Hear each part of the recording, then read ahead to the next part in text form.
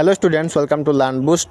তো আজিৰ এই স্পেচিয়েল ভিডিঅ'টোত তোমালোকৰ লগত ডিছকাছ কৰিম তোমালোকৰ ক্লাছ 12ৰ ইংৰাজীৰ প্ৰজ ছেকশ্যনৰ সকলো চেপ্টাৰ্ছৰ পৰা 5 মাৰ্কছৰ মষ্ট ইম্পৰ্টেণ্ট কুৱেশ্যন আনচাৰবোৰ ডিছকাছ কৰিম, যাতে তোমালোকৰ ফাইনেল এক্সামত কমন পৰে। কিয়নো বহুতো চেম্পল পেপাৰ আৰু প্ৰিভিয়াছ ইয়াৰৰ কুৱেশ্যন পেপাৰবোৰ চাইছোঁ, আৰু ইয়াতে কিছুমান কুৱেশ্যন বাৰে বাৰে ৰিপিট হৈ থকা দেখা যায়। তো আজিৰ এই ভিডিঅ'টোত আমি সেইবোৰ কুৱেশ্যন ডিছকাছ কৰিম। তো তোমালোকে ভিডিঅ'টো স্কিপ নকৰাকৈ সম্পূৰ্ণ চাবা, আৰু যিসকলে এতিয়ালৈকে এই চেনেলটো ছাবস্ক্ৰাইব কৰা নাই তোমালোকে ছাবস্ক্ৰাইব কৰি ল'বা। তো আহক আমি ভিডিঅ'টো কণ্টিনিউ কৰোঁ। তো ইয়াতে প্ৰথম কুৱেশ্যনটো চোৱা। Describe the exploitation of the indigo sharecroppers by English landlords. Did Gandhi help them to get an honourable statement? মানে হ'ল ইংৰাজ জমিদাৰসকলে নীল খেতিয়কসকলক কেনেদৰে শোষণ কৰিছিল বৰ্ণনা কৰা। গান্ধীয়ে তেওঁলোকক সন্মানজনক ক্ষতিপূৰণ সমাধান লাভ কৰাত সহায় কৰিছিলনে? নেক্সট কুৱেশ্যন হ'ল why did Rajkumar Shukla invite Gandhiji to Champaran? How did Gandhiji solve the problem of the indigo farmer? মানে হ'ল ৰাজকুমাৰ শুক্লাই গান্ধীজীক চম্পাৰণলৈ কিয় আমন্ত্ৰণ জনাইছিল? গান্ধীজীয়ে নীল খেতিয়কসকলৰ সমস্যাটো কেনেদৰে সমাধান কৰিছিল? নেক্সট কুৱেশ্যনটো হ'ল the battle of Champaran is won, he exclaimed, explain the context in which this was said. Next হ'ল why did Gandhi consider freedom from fear more important than legal justice for poor peasants of Champaran? মানে হ'ল গান্ধীজীয়ে চম্পাৰণৰ দুখীয়া কৃষকসকলৰ বাবে আইনী ন্যায়তকৈ বয়ৰ পৰা মুক্তিক কিয় অধিক গুৰুত্বপূৰ্ণ বুলি বিবেচনা কৰিছিল? তো এই সকলো কুৱেশ্যনৰ মাত্ৰ এটা আনচাৰ হ'ব। আনচাৰটো তোমালোকে চোৱা। তো ইয়াৰ আনচাৰ হ'ল ৰাজকুমাৰ শুক্লা was a poor and illiterate peasant who repeatedly requested Gandhi to come to Champaran and help the sharecroppers. Gandhi found that the peasants were being exploited by the British landlords. He started collecting facts and evidence about their problems. The commissioner ordered him to leave Champaran, but Gandhi refused to obey the order. মানে হ'ল ৰাজকুমাৰ শুক্লা এজন দৰিদ্ৰ আৰু নিৰক্ষৰ কৃষক আছিল। তেওঁ বাৰে বাৰে গান্ধীক চম্পাৰণলৈ আহি দৰিদ্ৰ অংশীদাৰসকলক সহায় কৰিবলৈ অনুৰোধ কৰিছিল। গান্ধীয়ে দেখিলে যে কৃষকসকলক ব্ৰিটিছ জমিদাৰসকলে শোষণ কৰি আছিল।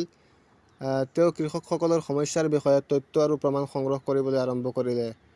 পিছত তেওঁক চম্পাৰণ এৰি যাবলৈ আদেশ দিছিল, কিন্তু গান্ধী সেই আদেশ মানিবলৈ অস্বীকাৰ কৰিলে। নেক্সট চোৱা।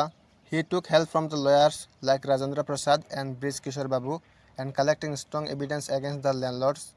Finally the landlords agreed to refund 25% of the money to the farmers. Gandhi accepted it because removing fear from the peasants was more important than complete legal justice. মানে হ'ল তেওঁ ৰাজেন্দ্ৰ প্ৰসাদ আৰু ব্ৰিজ কিশোৰ বাবুৰ দৰে অধিবক্তাৰ সহায় লৈ জমিদাৰসকলৰ বিৰুদ্ধে শক্তিশালী প্ৰমাণ সংগ্ৰহ কৰিলে। শেষত জমিদাৰসকলে কৃষকসকলক 25% ধন ঘূৰাই দিবলৈ সন্মত হ'ল।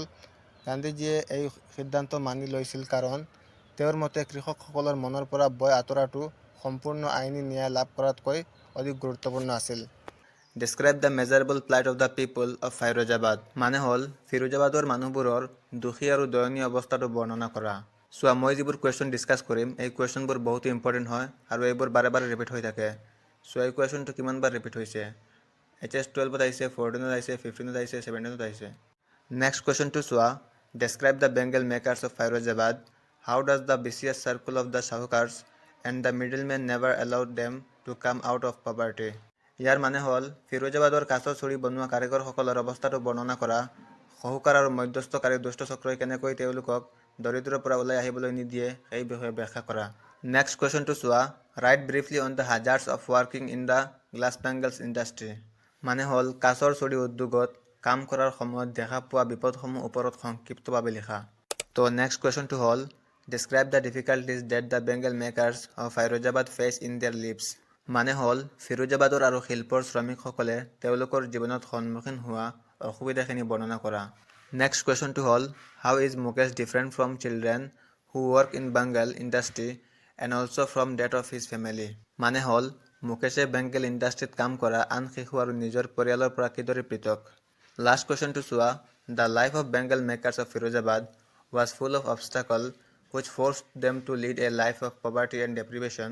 Discuss with reference to Lost Spring. মানে হ'ল ফিৰোজাবাদৰ সাৰুশিল্প আৰু শ্ৰমিকসকলৰ জীৱন যাত্ৰা দুখ কষ্টৰে ভৰা। এই দুখ কষ্টই তেওঁলোকক দৰিদ্ৰতা আৰু বঞ্চনাৰ জীৱন যাপন কৰিবলৈ বাধ্য কৰাইছিল। লছ স্প্ৰিঙৰ আধাৰত আলোচনা কৰা। তো এতিয়া আনচাৰটো চোৱা। Every other family in Firozabad is engaged in making bangles. More than 20,000 children also engage on it. মানে হ'ল ফিৰোজাবাদৰ প্ৰতিটো পৰিয়াল চুৰি বনোৱাত ব্যস্ত।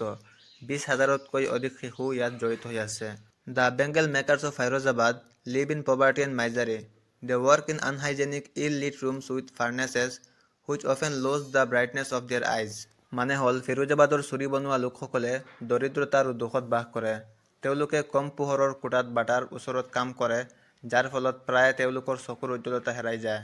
নেক্সট হ'ল children are forced to join the same work, losing their childhood and education. These workers are trapped in a vicious circle of poverty, tradition and exploitation by sahukars, middlemen and corrupt officials who take away their earnings. মানে হ'ল শিশুসকলক তেওঁলোকৰ শৈশৱ আৰু শিক্ষা হেৰুৱাই একে কামতে যোগদান কৰিবলৈ বাধ্য কৰা হয়। এই শ্ৰমিকসকল দৰিদ্ৰতা, পৰম্পৰা আৰু মহাজন মধ্যভোগী আৰু দুৰ্নীতিগ্ৰস্ত বিষয়াসকলৰ দ্বাৰা শোষণৰ এক দুষ্ট চক্ৰত আবদ্ধ হৈ আছে, যিসকলে তেওঁলোকৰ উপাৰ্জন কাটি লয়। নেক্সট চোৱা, if the young men try to get organised, then they are arrested by the police, beaten and dragged to jail for doing something illegal. যদি যুৱকসকলে সংগঠিত হ'বলৈ চেষ্টা কৰে, তেন্তে আৰক্ষীয়ে তেওঁলোকক গ্ৰেপ্তাৰ কৰে, মাৰপিট কৰে আৰু কিবা ইলিগেল কাম কৰাৰ বাবে তেওঁলোকক জেললৈ টানি লৈ যায়। নেক্সট হ'ল ডেছপাইট দেয়াৰ স্কিল, দে ৰিমাইন পুৰ and helpless as generation continues same occupation. Next চোৱা, most have accepted their miserable fate as destiny, but Mukesh is different. He dreams of becoming a motor mechanic and breaking free from the suffocating traditions. Thus Anis Jang's Lost Spring highlight the endless hardship and exploitation forced by the Bengal makers of Firozabad.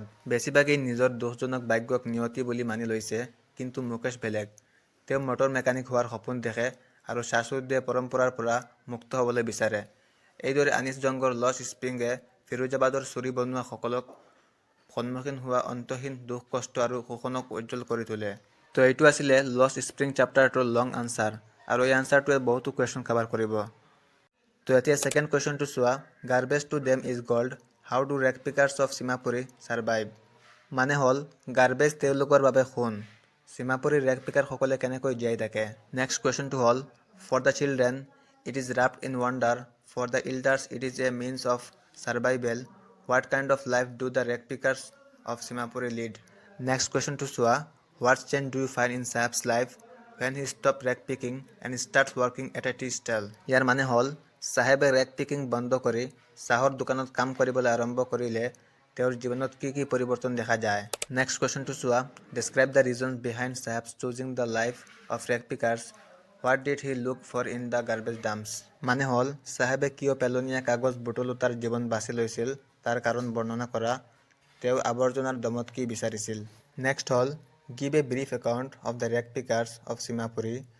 Next কুৱেশ্যনটো হ'ল, why do the heaps of garbage have a great significance, especially for the rag pickers like Saheb? তো এতিয়া ইয়াৰ আনচাৰটো চোৱা, Simapuri is a slum on the outskirts of Delhi, mainly inhabited by migrants from the Bangladesh who came in 1971. মানে হ'ল সীমাপুৰী দিল্লীৰ উপকণ্ঠত থকা এখন বস্তি, য'ত মূলতঃ 1971 চনত বাংলাদেশৰ পৰা অহা অনুপ্ৰৱেশকাৰীসকলে বসবাস কৰে। The people live in poor condition without proper houses, water, drainage or legal identity. Their survival depends completely on garbage, which provide foods and livelihood. For elders, garbage means survival, while for children, it holds hope of finding small valuable. মানুহবোৰে উপযুক্ত গড়, পানী, নলা, নৰ্মদা বা আইনী পৰিচয় অবিহনে দুখজনক পৰিস্থিতিত বাস কৰে। তেওঁলোকৰ জীয়াই থকাটো সম্পূৰ্ণৰূপে আৱৰ্জনাৰ ওপৰত নিৰ্ভৰ কৰে, যিয়ে খাদ্য আৰু জীৱিকা যোগান ধৰে। বয়োজ্যেষ্ঠসকলৰ বাবে আৱৰ্জনা মানে জীয়াই থকাৰ উপায়, আনহাতে শিশুসকলৰ বাবে ই সৰু সৰু মূল্যৱান বস্তু বিচাৰি পোৱাৰ আশা কৰি আনে।